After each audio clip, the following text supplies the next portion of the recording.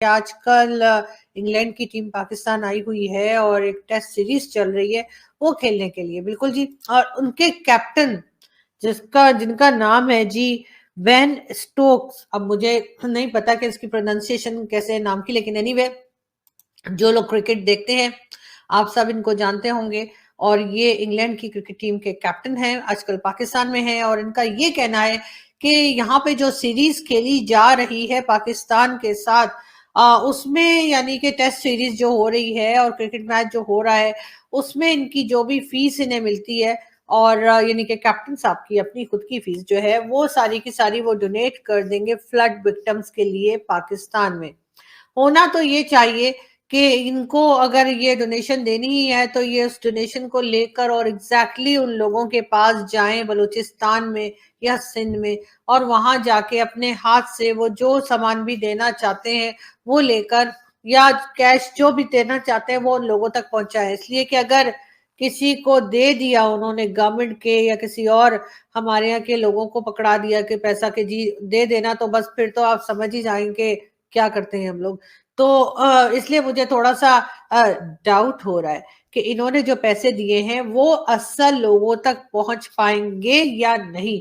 मगर बहरहाल ये देखिए कि कितने खूबसूरत लोग हैं, यानी कि दिल से कितने असील लोग हैं, जिनको कि हम कहते हैं कि जी काफ़िर हैं, लेकिन ये कि उनके दिल में कितनी हमदर्दी है और किस तरह की इंसानियत है कि उन्होंने अपनी जो वो यहाँ पे मैच खेलने आए हैं उसकी पूरी फीस जो है उन्होंने कहा कि वो डोनेट कर देंगे और फ्लड विक्टिम्स के लिए। लेकिन हमारे यहाँ के लोग क्या कर रहे हैं, हमारे अंदर इस तरह का कोई जज्बा हमें देखने को बहुत ही कम नजर आता है।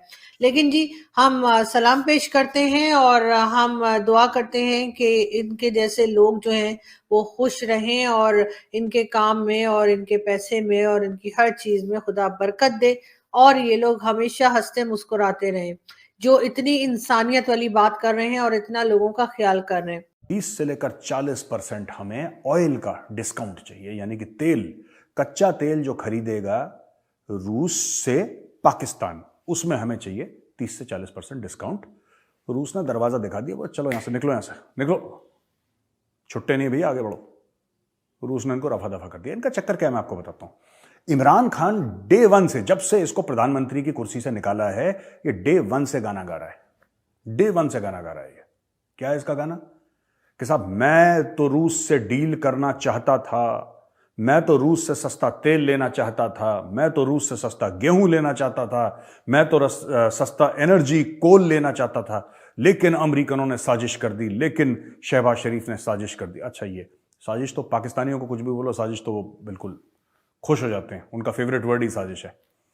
अब हुआ ये कि रूसियों ने मना कर दिया कि तुम्हें हम क्यों डिस्काउंट दें, कह रहा पहले से हमारा तेल सब बुक हो रखा है, हमारे पास कोई तेल वेल नहीं है तुम्हें देने के लिए, भागो यहां से। ये लोग गए क्यों रूस से तेल मांगने के लिए, मैं आपको बताता हूं। क्या मांगने की जगह और कम हो गई थी कि रूस चले गए इतनी ठंड में? नहीं दोस्तों, चक्कर यह है कि क्योंकि इमरान खान ने बोला था कि वो रूस से तेल लेगा सस्ता, इसलिए शहबाज शरीफ की अब नाक पे बात बनाई। जैसे मेरे नाक पे फुंसी बनाई, शहबाज शरीफ की नाक पे तेल की बात बनाई कि भाई मुझे तो लेना ही लेना है, मुझे तो किसी तरीके से चाहिए ये तेल। दुनिया को प्रूफ करने के लिए शहबाज शरीफ को आपको लगता है फर्क पड़ता है? पाकिस्तानी 1000 रुपए लीटर तेल खरीदें उसको फर्क पड़ता है? अरबपति आदमी है, उसको कोई फर्क नहीं पड़ता। लेकिन हां, इमरान खान ने भी झूठ बोला। इमरान खान ने भी जबरदस्त झूठ बोला कि मैं तेल लेने, तुम्हें देगा कौन तेल यार, पहले तुम ये बात बताओ। अब इमरान खान के जितने भी फॉलोअर हैं पता क्या बोलेंगे इसमें, और बोल भी रहे हैं, सोशल मीडिया पे बात शुरू हो गई कि अगर इमरान खान होता तो उसको तेल दे देते रूसी, कभी मना नहीं करते, है ना। इमरान खान, क्योंकि इमरान खान, रूसी भी देख रहे हैं कि कौन सच्चा है कौन झूठा है। अरे रूसियों को क्या फर्क पड़ता है यार कौन सच्चा है कौन झूठा है। तुम लोग कहते हो इमरान सच्चा है, हम मान लेते हैं, तुम कहते हो शहबाज झूठा है, ठीक है। चक्कर कैश का है। जय हिंद दोस्तों, कैसे हो आप सब। दोस्तों, पाकिस्तान में कितनी ही कंगाली और तबाही क्यों ना आ जाए, पर वहां की सरकार व उनके लोग अपना घपलाखोरी से वो बाज नहीं आएंगे, जिसकी वजह से वहां की जनता को काफी परेशानियों का सामना करना पड़ता है। पर आज जिस टॉपिक पर हम बात कर रहे हैं उसके बाद वहां की सरकार को चुल्लू भर पानी में डूब जाना चाहिए, क्योंकि इंग्लैंड की टेस्ट क्रिकेट टीम के कप्तान बेन स्टोक्स ने सोमवार को ट्विटर पर घोषणा की है कि वह पाकिस्तान के के खिलाफ आगामी टेस्ट सीरीज से मिलने वाली अपनी मैच फीस पाकिस्तान में बाढ़ से पीड़ित लोगों के लिए दान करेंगे। दोस्तों, दूसरे लोगों को पाकिस्तान पर तरस आता है, वहाँ की आवाम पर तरस आता है, पर वहाँ की सरकार व उनके लोग जो थोड़ा बहुत वहाँ बचा हुआ है उसे भी हड़पना चाहते हैं। दोस्तों, बेन स्टोक्स ने अपने ट्वीट में लिखा है कि मैं इस टेस्ट सीरीज से मिलने वाली अपनी मैच फीस पाकिस्तान बाढ़ पीड़ितों के लिए दान कर रहा हूं। इस ऐतिहासिक श्रृंखला के लिए पहली बार पाकिस्तान में होना बहुत अच्छा है। टेस्ट टीम के रूप में 17 साल बाद यहां वापसी करना काफी रोमांचक है। फ्लाइंग और स्पोर्ट्स स्टाफ के बीच जिम्मेदारी की भावना है और यहां होना खास है। दोस्तों, बेन स्टोक्स के इस फैसले पर सोशल मीडिया पर काफी तारीफ हो रही है। लोगों ने बेन स्टोक्स को सच्चा लीजेंड बताया है। हालांकि कुछ लोगों ने बेन स्टोक्स की ओर से दान की जाने वाली राशि के गलत हाथों में पड़ने का भी अंदेशा जताया है। ये बात भी सही है दोस्तों, क्योंकि वहां के बारे में लोगों को अच्छे से पता है, सब जानते हैं वहां की सच्चाई। कुछ महीने पहले पाकिस्तान में आई बाढ़ के कारण कम से कम 16,000 लोगों की मौत हो गई थी और लाखों लोग प्रभावित हो गए थे। इस साल पाकिस्तान में असामान्य रूप से मानसून के मौसम का नतीजा है। बाढ़ जुलाई के शुरू में आई थी, लेकिन जैसे जैसे दिन बीतते गए वह और गहरी होती गई।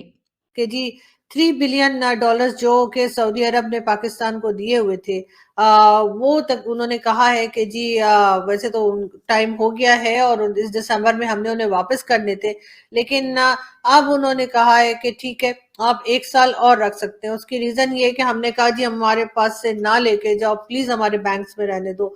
तो अब ये हुआ है कि वो 3 बिलियन जो है वो सऊदी अरब को हम देंगे नेक्स्ट ईयर, अगर जब तक हमने कोई और जुगाड़ न लगा ली, जब तक हमने कोई और कहानी न गढ़ ली, जब तक हमने उन्हें कोई और तरीके से मामू ना बना लिया, तो फिर हम वो पैसा उनका वापस कर देंगे। वैसे तो सऊदी अरब जो है वो एक इस्लामिक कंट्री है और आप जानते ही हैं कि इस्लामिक कंट्रीज को मामू बनाना या जुगाड़ लगाना बहुत मुश्किल काम होता है। हाँ, अगर कोई काफिर कंट्री होती, कोई क्रिश्चियन होते, कोई और होते, कुछ और रिलीजन के होते, तो हम जरूर उनको मामू बना लेते, लेकिन सऊदी अरब हो गया या कोई और इस्लामिक कंट्री हो गई, वो ज्यादा हमारी बातों में आते नहीं है और वो हमारा इस्लाम का गाना सुन के भी इम्प्रेस नहीं होते। हालांकि हम उन्हें कहते हैं कि हम तो यहाँ पे रियासत मदीना बनाने लगे, लेकिन उस बात से भी उनको कोई फर्क नहीं पड़ता और वो कहते हैं या हबीबी पैसा लाओ।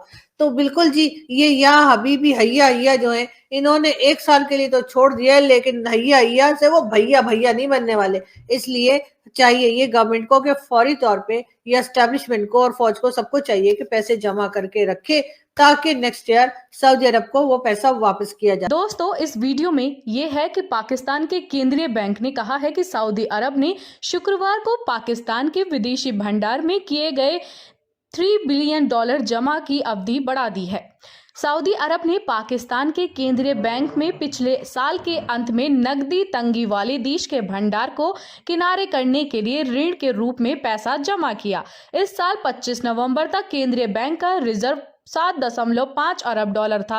1 महीने से अधिक के आयात को कवर करने के लिए बहुत कम बढ़ते चालू खाता घाटे के साथ साथ भंडार ने दक्षिण एशियाई अर्थव्यवस्था के लिए भुगतान संकट के संतुलन को खतरे में डाल दिया है, जिसे अगले सप्ताह $1 बिलियन का एक और बांड भुगतान करना है।